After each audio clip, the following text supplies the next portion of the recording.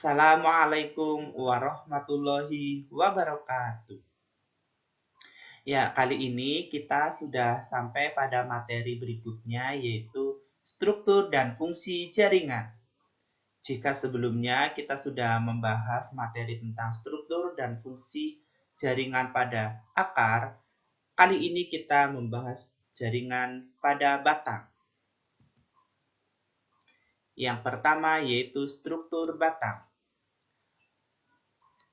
Di sini saya tampilkan gambar bagian-bagian dari batang. Ada buku-buku, tunas apikal, dan tunas lateral. Batang terdiri dari buku-buku atau nodus dan ruas-ruas atau internodus.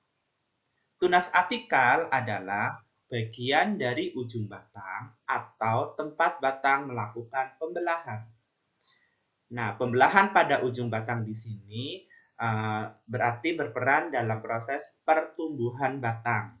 Karena pada bagian ujung atau tunas apikal ini sel-sel membelah dengan aktif. Kemudian ada bagian yang disebut tunas lateral. Tunas lateral adalah bagian batang yang akan tumbuh menjadi cabang. Jika pada monokotil dan pada dikotil atau batang dikotil dan monokotil itu terdiri dari beberapa jaringan. Jaringan pada batang yang pertama yaitu ada epidermis, korteks, dan silinder pusat atau stele. Di mana silinder pusat itu terdiri dari berkas pengangkut dan empulur. Dan ada beberapa bagian batang yang masih memiliki bagian lain yang disebut perikambium dan jari-jari empulur.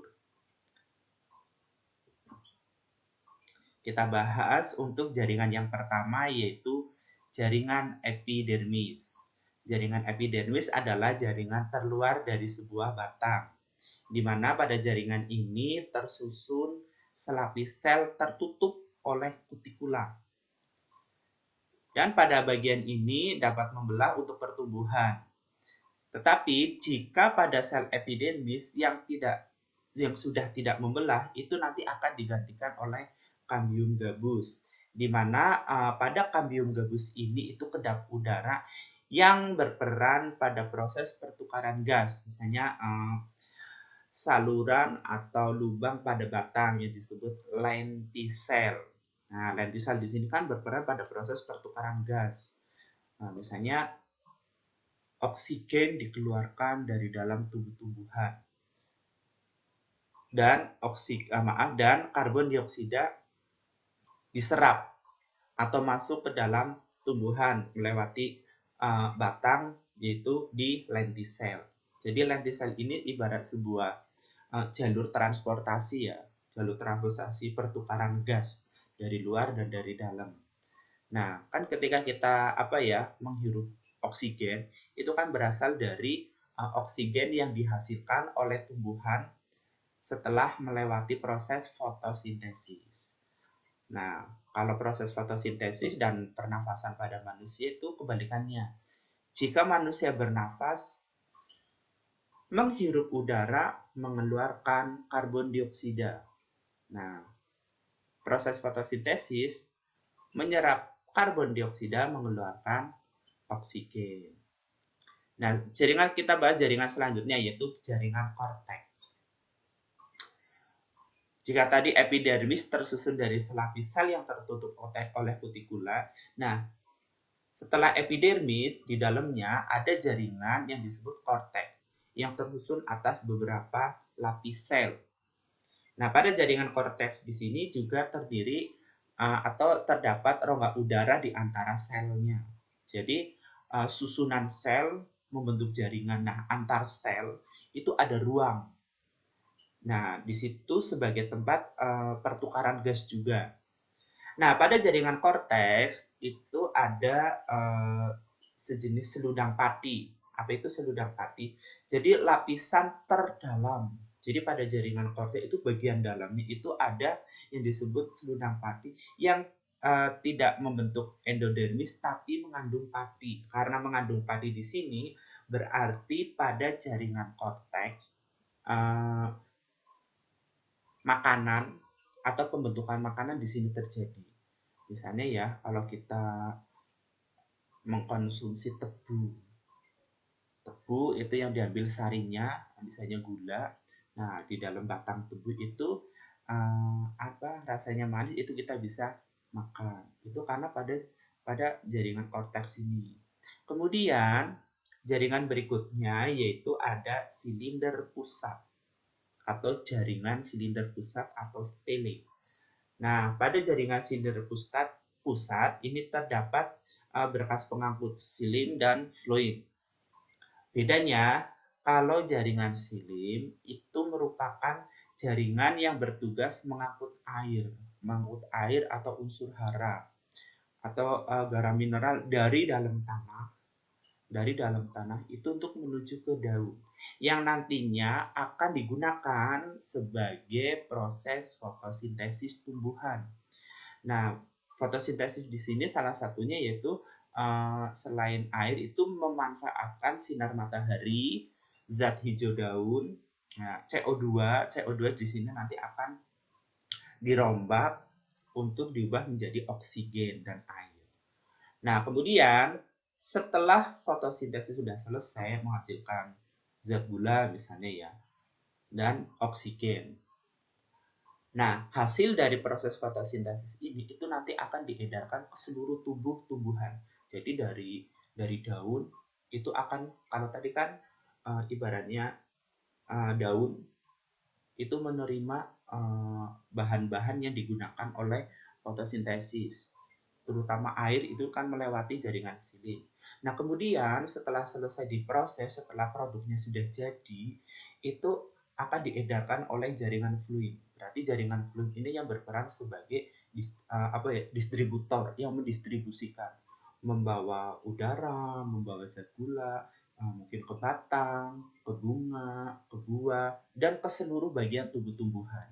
Nah, itu melewati jalur atau melewati jaringan fluid. Nah, itu bedanya silin dan fluid. Kalau silin itu sebagai jaringan pengangkut juga, tapi mengangkut bahan-bahan yang diperlukan dalam proses fotosintesis, terutama air dan unsur hara dari dalam tanah. Nah, kalau fluid, setelah fotosintesis sudah selesai, setelah fotosintesis sudah menghasilkan produknya, itu fluid itu yang mendistribusikan, membawa kemana-mana, menyebarkan, mendistribusikan. Itu jaringan fluid. Nah, bagian dari silinder pusat berikutnya ada yang disebut empulur. Empulur itu merupakan bagian batang paling dalam yang tersusun atas jaringan dasar parenkim. Nah, ada juga bagian yang disebut perikambium. Perikambium itu terdiri dari beberapa lapis sel, tapi ukurannya kecil, yang dibatasi oleh fluid primer, dan pada bagian luar, kalau tadi bagian dalamnya itu kan dibatasi fluid primer, tapi bagian luarnya itu dibatasi oleh endodermis atau korteks. Nah, itu perikambium. Selanjutnya ada empulur. Empulur berupa pita radial yang berfungsi untuk melangsungkan pengaliran makanan ke arah radial. Ini melangsungkan pengaliran makanan. Itu pada jari-jari empulur. Nah, berikutnya fungsi batang. Fungsi batang kalau kita melihat atau mengamati dengan panca indera kita melihat batang. Oh, batang sebagai berdiri kokohnya tumbuhan. Ya kan? Selain akar ada batang, itu kita bisa melihat, oh itu batang. Nah, pada bagian batang, misalnya pada batang yang bercabang, itu sebagai tempat percabangan. Terus tempat melekatnya daun, tempat melekatnya bunga, terus ada lagi tempat melekatnya buah. Jadi batang itu selain sebagai ibaratnya kayak bodinya, tubuhnya tumbuhan, itu fungsinya sebagai tempat melekatnya atau tumbuhnya daun, buah, dan bunga. Kemudian selain itu batang dan cabang itu memberikan tempat melekat dan tumbuhnya bagi daun. yaitu berperan pada proses penyediaan makanan bagi tumbuhan melalui fotosintesis. Ya jelas, batang ini ya karena tadi sebagai tempat melekatnya daun itu selain apa ya sebagai apa bagian dari berkas pengangkut sebagai apa ya jalur pengangkut fluid dan silin. Nah, karena batang sebagai tempat melekatnya daun berarti berperan pada proses fotosintesis. Nah, selain itu yang tadi saya jelaskan, batang itu sebagai tempat untuk mendistribusikan air dan garam mineral, mendistribusikan hasil fotosintesis, tempat cadangan makanan, dan tempat pembentukan makanan. Dan yang terakhir ada bagian batang yang disebut sulur. Sulur itu kalau pada tanaman pohon anggur itu ada apa ya modifikasi dari apa ya jaringan epidermis itu yang membentuk sulur. Itu seperti kayak per, seperti spiral kayak per itu. Nah, seperti per itu nanti yang sulur ini akan apa ya sebagai tempat untuk berpegangan atau melekat pada tempat lain. Contohnya ya ketika menanam pohon anggur itu ada bagian sulur yang seperti ini. Nah, misalnya ya pohon anggur itu dirambatkan pada sebuah batang bambu. Nah, sulurnya ini itu nanti akan melekat di batang bambunya. Selain pohon anggur ada juga pohon melon. Nah, kalau pohon melon itu kan melon buahnya kan besar. Melon buahnya besar. Tapi pohon melon itu batangnya itu kan apa ya sangat lemah karena merambat. Nah, kalau misalnya tidak dirambatkan, itu melon itu ya tidak bisa berdiri tegak, berdiri kokoh. Makanya itu ya, ada bagian sulur itu yang apa yang berperan untuk misalnya ya, ada satu batang bambu. Nah, terus ada tanaman melon. Nah, tanaman melonnya itu biar merambat ke atas, itu ada bagian sulur yang ibaratnya kayak burung itu untuk mencengkram. Jadi akan melilit ke bagian bambunya itu. Semakin ke atas berarti pohon melon itu merambatnya itu bisa naik. Jadi seperti itu. Itu karena ada sulur. Sulur itu bagian dari modifikasi jaringan epidermis batang.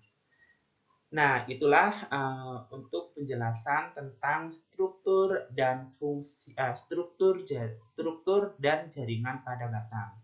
Uh, Kurang lebihnya saya mohon maaf. Wassalamualaikum warahmatullahi wabarakatuh.